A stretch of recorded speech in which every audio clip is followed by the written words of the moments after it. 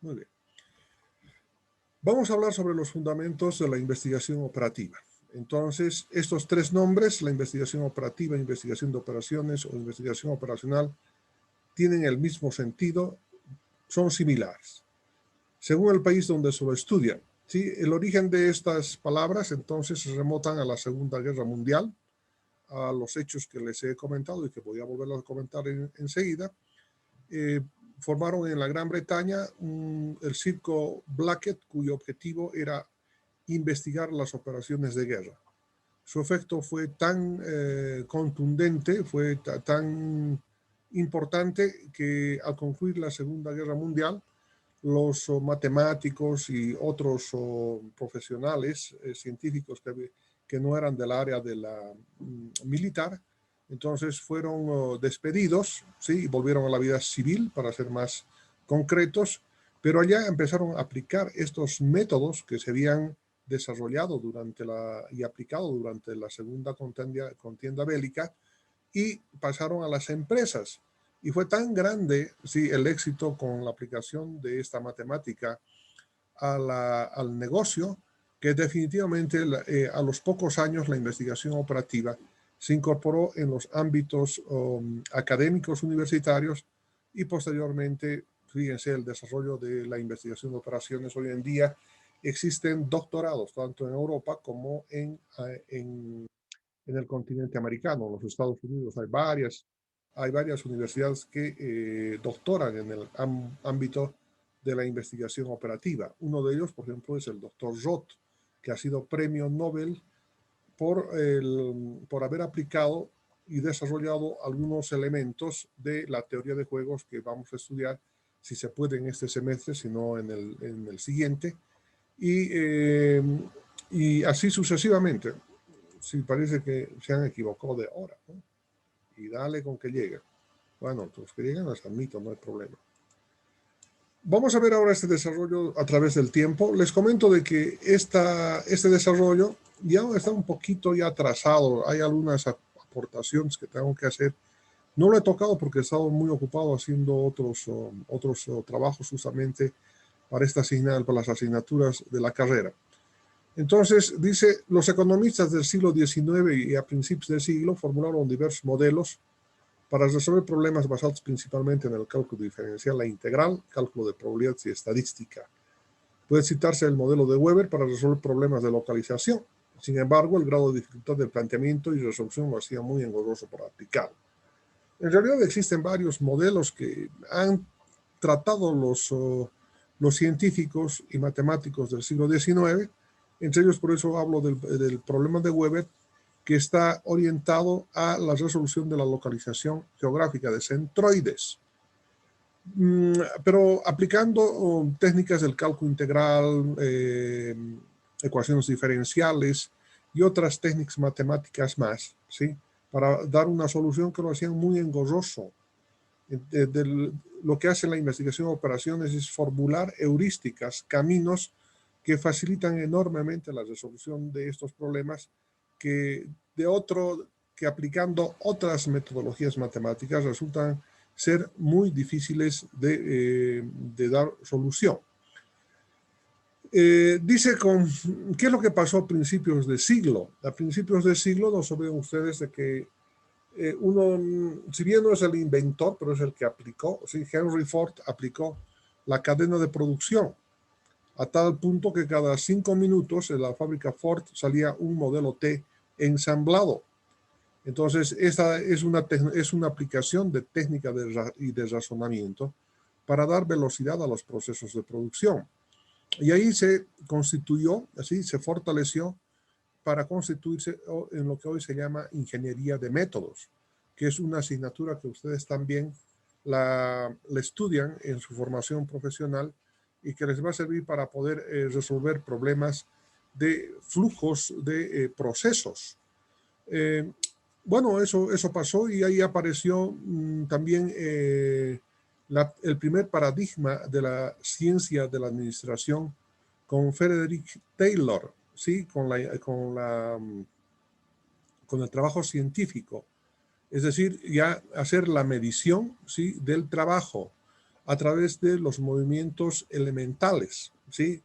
Pero fueron sus colaboradores, los esposos Frank y Lillian Gilbert, que desarrollaron el estudio de tiempos y movimientos a nivel ya de micromovimientos y permitieron mejorar, ¿sí?, el rendimiento en el trabajo en las fábricas.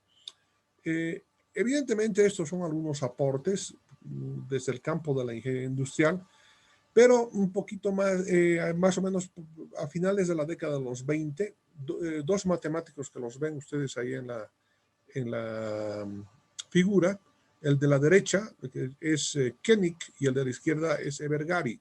Son dos matemáticos húngaros, ¿sí? Y la verdad parece que Hungría ha dado al mundo genialidades, sobre todo en el campo de las matemáticas, y vamos a estudiar un poquito más allá quiénes son ellos.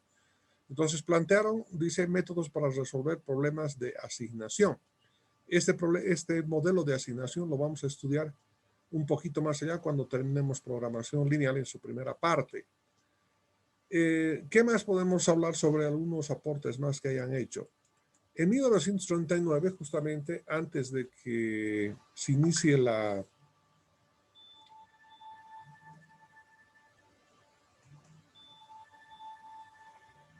No voy a contestar tampoco el teléfono, me están pidiendo, no, es que no puedo, vamos a llegar a un corte y ahí voy a agregarles. En este momento no puedo pues agregar ni puedo ni contestar. Deben comprender porque estamos en proceso de la clase. Miren, ya es media hora de clase, entonces no puedo cortar porque cortaría la inspiración de ustedes mismos, porque por un poco de respeto a ustedes no puedo hacerlo.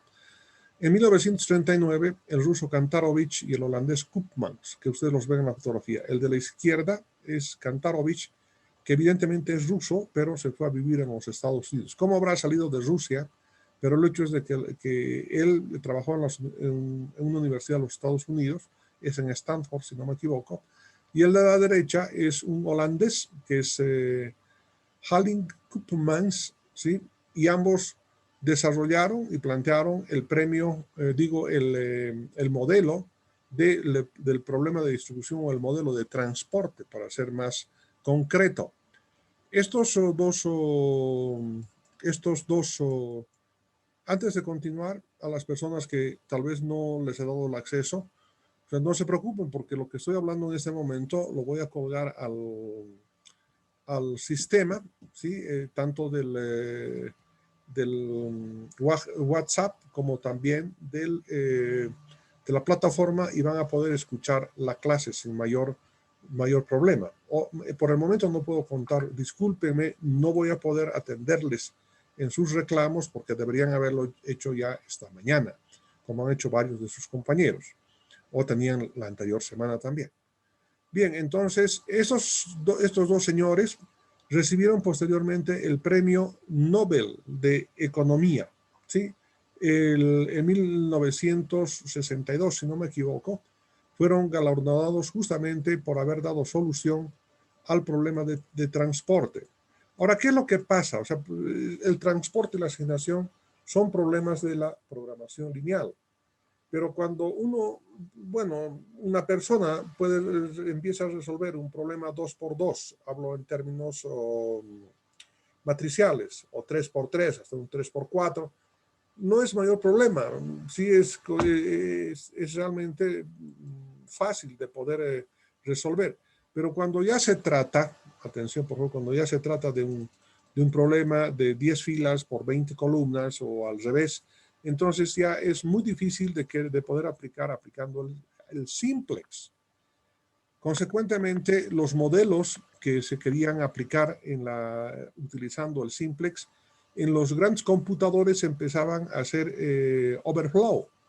Entonces, se tuvieron que concebir nuevos algoritmos matemáticos que dieran resultados óptimos. Y justamente estos dos señores elaboraron una metodología para resolver problemas. ¿Cómo está? Buenas tardes. Otro modelo. Sí, buenas tardes. ¿Joel? ¿Aló? Sí, señor. Estamos en plena clase. Ahí, más o menos allá por 1917, ¿sí? Este científico, este matemático, que es Karl Erlang, ¿sí? Desarrolló el modelo de colas para aplicar en la telefonía. Ahí están, fíjense en esa época, ¿sí? 1917, miren en 1913, 1917, miren cómo eran las centrales telefónicas. O sea, para pedir una comunicación, por decirles algo, con el hospital, o sea, tenía que llegar primero a esta central, y si habían canales desocupados en el hospital, entonces hacían el contacto necesario. No van a creer ustedes que este tipo de metodología que ya la resolvió o ya planteó en su resolución Karl Erlang, la hemos utilizado en la empresa nacional de telecomunicaciones para efectos de la telefonía nacional hasta había entrado la década de los 80 en nuestro país.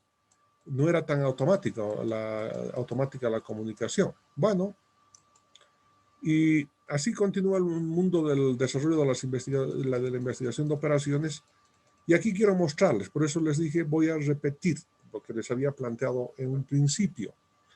¿De dónde sale el nombre de la investigación de operaciones o investigación operacional?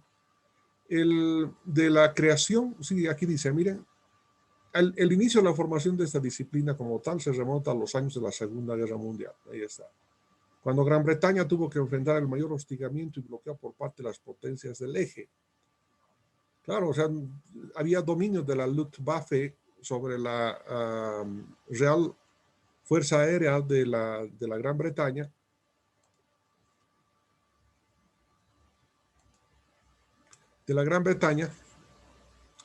y para resolver este problema lo que tuvieron que hacer fue formar el Circo Blackett. Ahí está el nombre, Circo Blackett. ¿Y por qué lleva el nombre del Circo Blackett? Porque le encargaron a ese físico, ¿sí? Ese físico inglés, de que formara un grupo multidisciplinario. Y por primera vez escuchamos el nombre de multidisciplinario porque la investigación de operaciones, ¿sí? Se practica con grupos multidisciplinarios, es decir, de varias físicos, matemáticos, químicos, administradores, ingenieros, etcétera, etcétera, ¿no? Entonces, dice, cuyo aporte fue importante en la investigación de operaciones bélicas. Paralelamente, y debido al éxito de este grupo multidisciplinario, la Fuerza Aérea de los Estados Unidos, a través de la RAND Corporation, creó otro grupo de investigadores para la resolución de los problemas de tipo bélico. Este señor, que lo ven ustedes en la fotografía, que es el doctor Blackett, pasada la Segunda Guerra Mundial, recibió el premio Nobel a la física, al desarrollo de la física, porque él había estado involucrado en el desarrollo de los radares también, ¿no? Y de otros instrumentos más que para detectar movimiento en las profundidades de los mares. Alguien está hablando demasiado. A ver, vamos a tener que silenciarlo. ¿Quién está hablando?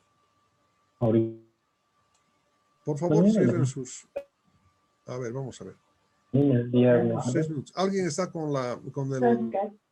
Por favor, vamos a desactivar audio. Ya está. Ahora continuamos. Me imagino que me están escuchando. Sí, me están escuchando. Y el de más abajito es uno de los genios de las matemáticas. Durante esta misma época, John von Neumann creó la teoría de juegos como un aporte a las matemáticas. Y esta aplicabilidad de estas estrategias por los juegos fue aplicada por los Estados Unidos en la guerra contra los japoneses, y precisamente se llama la batalla aeronaval del mar de Bismarck, por el general George Kennedy de los Estados Unidos, que aplicó esa teoría y con un éxito rotundo en esa batalla aeronaval que les estoy comentando. John von Neumann, sí, al que lo ven acá al lado de su computador, y enseguida les explico por qué es uno de los padres de la computación. Sí, dice que este señor John Floyd Neumann, también trabajó en el proyecto Manhattan, en el campo aplicando matemáticas. Era un genio total. Inclusive le decían, sus colegas le decían al extraterrestre, porque tenía un coeficiente intelectual muy elevado. Desafortunadamente murió en 1954 debido a un cólico o algo así, no, a los riñones, ¿sí? Y parece que el problema fue de que se había contaminado en los Álamos, donde se desarrolló la bomba atómica. Él era parte del equipo de genios que trabajaban en el proyecto Manhattan de la bomba atómica, y parece que no había en esa época mucho resguardo contra la radiación, y parece que ahí se contaminó John Floyd Neumann, y por esa razón se le fue complicando y murió por problemas de los riñones, dice la historia, pero otras personas muy allegadas a él dicen que fue porque se había contaminado, ¿sí? Al igual que años antes había ocurrido con Marie Curie, que fue la que descubrió el radio y su aplicación para las tomas radiográficas que hoy en día tenemos. Ella se contaminó con la radiación del radio, y lo mismo ocurrió con John Floyd Neumann. Es una genialidad John Floyd Neumann. ¿Por qué? Porque evidentemente el primer computador, esa es una pregunta que voy a hacerle a Sergio Boris Vizcarra, debe ser, ¿no? Sergio Boris, ¿me escucha? Sí, ingeniero, lo escucho. Muy bien, muchas gracias. Entonces usted me va a poder responder lo siguiente. ¿Dónde se ha creado el primer computador digital, llamemos así, aunque sea electromecánico, pero dónde se creó?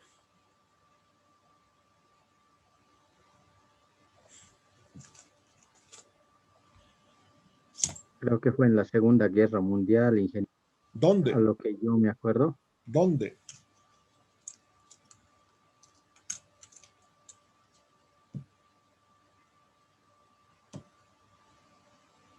No lo sabe. Fue No, ingeniero. en la Gran Bretaña, ¿sí? En la Gran Bretaña, en la Gran Bretaña. Y ustedes se acuerdan de Alan, ¿cómo es el apellido de Alan? Alan, ¿qué es? Es un famoso, el famoso creador de la ciencia de la computación. Alan Turing. Alan Turing. Inclusive se le ha hecho una película a Alan Turing, ¿sí? Se llama Código Enigma. Así que vayan anotando, por favor. Así que entran ustedes al internet y buscan Código Enigma y van a ver el desarrollo histórico del primer computador. Y esto es evidente porque Alemania, sí, siempre ha sido un país que estaba en la punta del desarrollo científico y tecnológico, al igual que ahora. En la Primera Guerra, en la Segunda Guerra, estaban por delante de los Estados Unidos y de la Gran Bretaña, como ocurre en algunos campos hoy en día. Pero lo utilizaron para fines bélicos. Hay un matemático, Stutzman, ¿sí? Que es el que ha desarrollado el cifrado de los mensajes. Y para nosotros esto es muy importante en el campo de la ingeniería de sistemas. Y traigo a colación esto porque acabamos de concluir el primer diplomado que ha llevado adelante la carrera de ingeniería de sistemas, que es sobre seguridad de la información. Y ahí se nos ha enseñado, ¿sí? O sea, cómo cifrar, ¿no? Cómo cifrar. Es decir, yo quiero mandar mis códigos de acceso cifrados, quiero mandar mi información de manera cifrada, y eso se llama criptografía. Entonces, este señor Stutzman de Alemania logró cifrar, ¿sí? Los mensajes que se mandaba el ejército, las Fuerzas Armadas de la Alemania nazi, y definitivamente hacían todo lo imposible y no podían reproducir.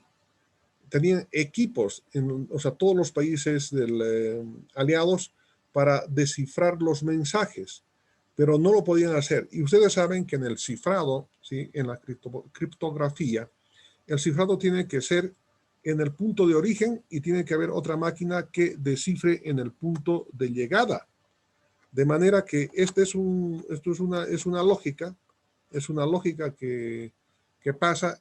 Por lo tanto, tengo que tener una máquina para poder cifrar el mensaje en el origen y tengo que tener una máquina en el descifrado en el punto de recepción. Entonces, ¿qué hicieron qué hizo la inteligencia inglesa, ¿sí? O británica, que ustedes quieren llamar? Entonces manda un equipo de espías y a un general y logran robar una máquina del código Enigma, porque así se denominaba el código Enigma, ¿no? Llevan a la Gran Bretaña en menos de 24 horas, la desarman la máquina, la vuelven a armar y la vuelven a poner exactamente en el lugar de donde la habían recogido. Y no se dieron cuenta los nazis, ¿no? Además, yo me imagino que si hubiese dado cuenta ese militar de alta graduación de que le habían robado, podían haberlo fusilado. Entonces, algo debió pasar, pero el hecho es de que no hubo la denuncia, no se dijo absolutamente nada. Y este código Enigma pasó a manos de Alan Turing, que estaba investigando ya. Alan Turing ya estaba trabajando en la elaboración del primer computador que tiene el denominativo, miren, en ese momento es con S, no es Scorpio, miren que me juega malas pasadas el cerebro, enseguida me voy a acordar, y empezó Alan Turing creando el primer computador electromecánico para hacer las pruebas, ¿no? Para poder descifrar. Entonces, con la tecnología que habían robado en Alemania nazi, lograron posteriormente descifrar el código Enigma y Spectrum es el nombre, atención, el computador que desarrolló Alan Turing se llama Spectrum. Y lograron descifrar los mensajes y gracias a este descifrado de mensajes, dice la historia que aproximadamente la guerra con Alemania, o sea, se acortó por lo menos unos 3 años, dicen los científicos, gracias justamente a esta incorporación.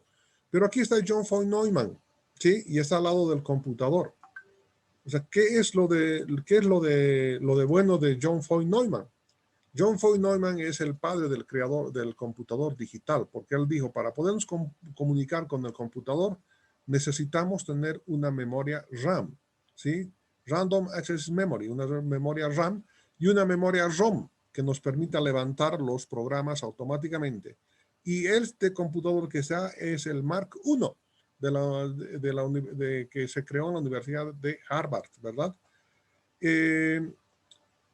Estos grandes matemáticos, tanto Alan Turing, ¿sí?, como John von Neumann, murieron en la época de los 50, y lo más desastroso fue la muerte de Alan Turing, porque como era homosexual, y en esa época las leyes de la Gran Bretaña no permitían a homosexuales en las universidades, lo votaron y lo obligaron a tomar unas dosis muy especiales y al final se suicidó, ¿sí?, se tomó cianuro, y al parecer, aunque no se ha confirmado plenamente, la manzana mordida de Apple Macintosh es gracias a la memoria de Alan Turing, aunque hay algunos de sus directores